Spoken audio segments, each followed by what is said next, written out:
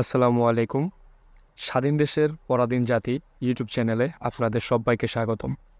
আজকে আমরা মেজর ডালিম সম্পর্কে জানার চেষ্টা করব এবং তথ্যগুলো গুগল থেকে সংগ্রহ করা। ভিডিওটির সাথে থাকবেন। চ্যানেলটিকে সাপোর্ট করতে চাইলে অবশ্যই সাবস্ক্রাইব করতে পারেন এবং ভিডিওটি শেয়ার করে আপনার কাছের মানুষদের কাছে পৌঁছিয়ে দিন। ধন্যবাদ। মেজর ডালিম 1946 সালের 2রা ফেব্রুয়ারি ঢাকায় জন্মগ্রহণ করেন। তিনি একজন সাবেক বাংলাদেশি সেনা কর্মকর্তা ও বাংলাদেশের রাষ্ট্রদূত ছিলেন। শরীফুল হক ডালিম প্রথমে 1964 সালে পাকিস্তান বিমান বাহিনীতে যোগদান করেন।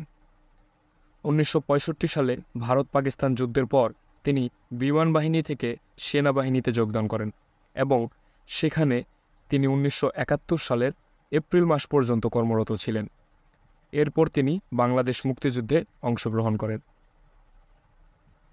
ব্যক্তিগত জীবনে মেজর ডালিম নিম্মি চৌধুরীকে বিবাহ করেন এবং তাদের একটি কন্যা সন্তান রয়েছে।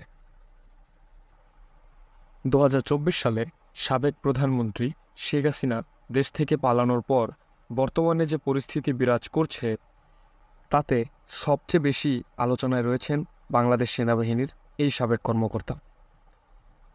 তিনি 1975 সালের বঙ্গবন্ধু ও তার পরিবারের হত্যাকাণ্ডের ঘটনায় সক্রিয়ভাবে যুক্ত ছিলেন।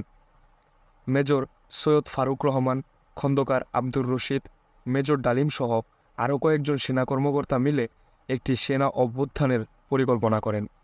এরপর 15ই আগস্ট এই অভ্যুত্থান ঘটে এবং তা সফল হয়। ঠিক একই দিনে রেডিওতে মেজর ডালিম একটি ঘোষণা দেন এবং তাতে তিনি বঙ্গবন্ধু হত্যাকাণ্ডের সাথে যে জড়িত ছিলেন তা নিজ মুখে স্বীকার করেন। ঘোষণাটি প্লে করা হলো। মেজর ডালিম বলছি, অদ্য সকাল হতে খন্দকার মুশতাক আহমদের বলিষ্ঠ নেতৃত্বে সামরিক বাহিনী ক্ষমতা দখল করিয়াছে। শেখ মুজিব ও তার খুনি দুর্নীতিবাজ সরকারকে উৎখাত করা হইয়াছে। এখন হতে সারা দেশে সামরিক আইন জারি করা হলো। বর্তমানে সোশ্যাল মিডিয়ায় একটি খবর দ্রুত গতিতে ছড়াচ্ছে, যা হচ্ছে মেজর ডালিমের স্ত্রীকে শেখ কামাল অপহরণ করে নিয়ে গেছে, তাকে ধর্ষণ করেছে। ঘটনাটি একটি গুজব এবং এটি সত্যতা নেই।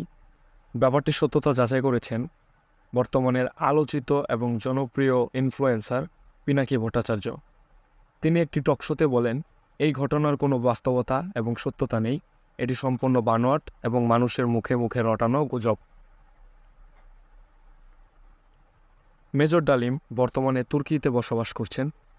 1975-এর পরে মেজর ডালিম পৃথিবীর 100টিরও বেশি দেশে ভ্রমণ করেছেন। শুধু তাই নয়, 75-এর পরে মেজর ডালিম বিভিন্ন সময়ে বাংলাদেশে কমপক্ষে 20 বারেরও বেশি সময় এসেছেন। পাশাপাশি তিনি বাংলাদেশে এসে ধানমন্ডির 32 নম্বর বাসায়ও গিয়েছেন।